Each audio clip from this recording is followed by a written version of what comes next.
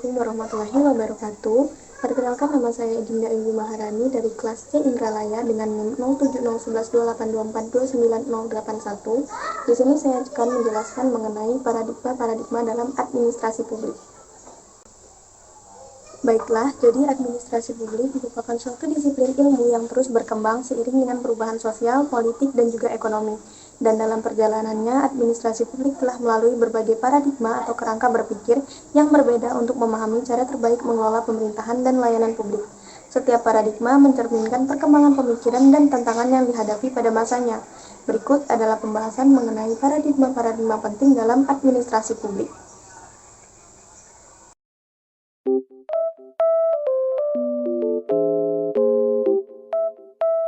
Yang pertama, paradigma klasik atau tradisional atau classical public administration. Paradigma klasik dalam administrasi publik berkembang pada akhir abad ke-19 hingga awal abad ke-20. Paradigma ini sangat dipengaruhi oleh teori manajemen ilmiah dan birokrasi Max Weber yang menekankan pentingnya struktur hierarkis, aturan, dan prosedur dalam menjalankan administrasi publik. Ciri-ciri utama dari paradigma ini, yang pertama yaitu birokrasi yang kaku. Administrasi publik dilihat sebagai sistem yang terorganisir secara hierarkis dengan pembagian tugas dan tanggung jawab yang jelas. Yang kedua, pembagian kerja yang rasional. Setiap pegawai memiliki tugas khusus dan keahlian tertentu yang akan meningkatkan efisiensi. Yang ketiga, aturan dan prosedur yang ketat. Keputusan dan tindakan diambil berdasarkan aturan dan prosedur formal yang diterapkan secara universal. Yang keempat, kepemimpinan yang netral. Pegawai negeri seharusnya netral dan tidak terlibat dalam politik. Nah, paradigma ini dianggap terlalu kaku dan tidak fleksibel, serta terlalu menekankan pada efisiensi mekanis tanpa memperhatikan kebutuhan publik yang dinamis.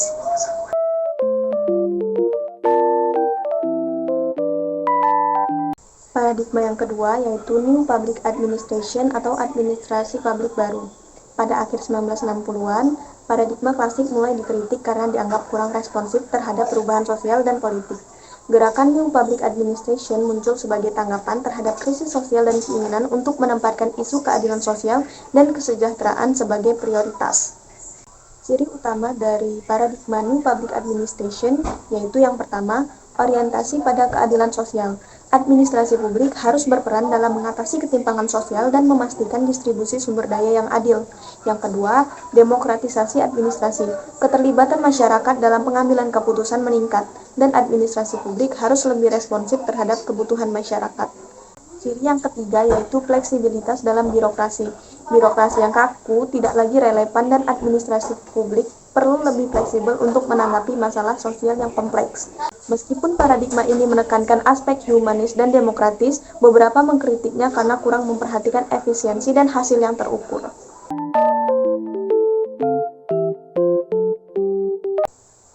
Paradigma yang ketiga yaitu New Public Management atau manajemen publik baru. Pada tahun 1980-an dan 1990-an, paradigma New Public Management atau NPM muncul sebagai reaksi terhadap kritik birokrasi yang dianggap tidak efisien. NPM mencoba membawa prinsip-prinsip manajemen sektor swasta ke dalam administrasi publik, dengan tujuan meningkatkan efisiensi dan efektivitas pelayanan publik. Ciri utama dari paradigma New Public Management sendiri, yang pertama yaitu orientasi pada hasil atau outcome. Administrasi publik tidak hanya fokus pada proses tetapi juga pada hasil yang dihasilkan, yaitu berupa output dan juga outcome. Kemudian yang kedua, pengelolaan berbasis kinerja. Pegawai dan lembaga publik dievaluasi berdasarkan kinerja dan hasil yang mereka capai. Kemudian yang ketiga, kompetisi dan privatisasi. Sektor publik harus belajar dari sektor swasta, termasuk dalam hal efisiensi, kompetisi, dan orientasi pada pelanggan. Yang keempat, desentralisasi dan otonomi. Keputusan yang lebih cepat dan tepat sasaran dihasilkan melalui desentralisasi otoritas ke tingkat yang lebih rendah, memberikan fleksibilitas lebih besar bagi unit-unit kerja. Namun, New Public Management sendiri sering dianggap terlalu mengedepankan pendekatan ekonomi dan bisnis, yang bisa mengabaikan prinsip-prinsip keadilan sosial dan kepentingan publik.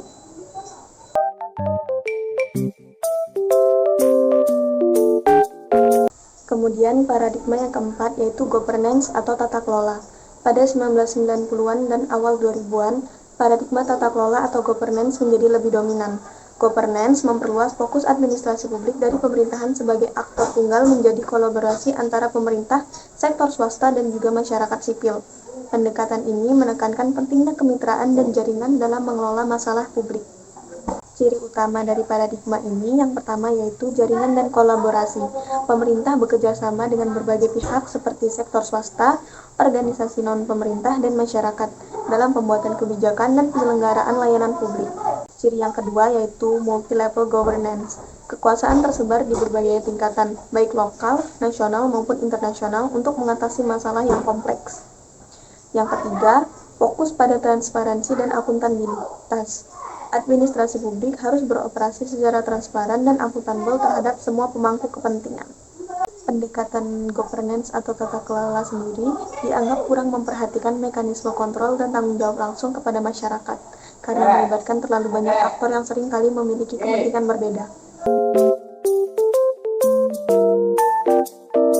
Paradigma yang terakhir yaitu New Public Service atau pelayanan publik baru.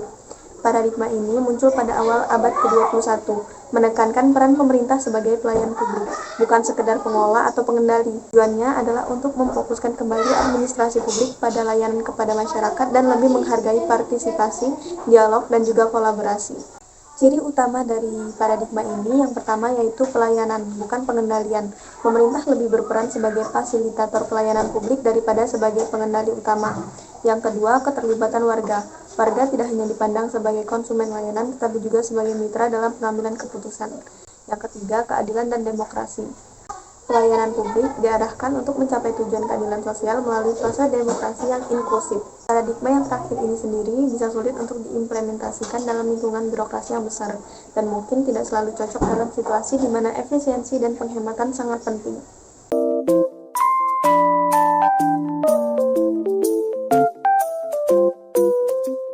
Baiklah, pada kesimpulannya, setiap paradigma dalam administrasi publik memiliki kelebihan dan kekurangannya masing-masing. Paradigma klasik menekankan efisiensi dan kontrol birokratis, sementara New Public Management mengadopsi prinsip-prinsip sektor swasta untuk meningkatkan efisiensi dan hasil. Paradigma New Public Service di sisi lain berfokus pada pelayanan kepada masyarakat dan partisipasi publik. Paradigma-paradigma ini mencerminkan evolusi pemikiran dalam administrasi publik yang terus berkembang seiring dengan tuntutan zaman. Baiklah, itu tadi penjelasan dari saya mengenai paradigma-paradigma dalam administrasi publik. Wassalamualaikum warahmatullahi wabarakatuh.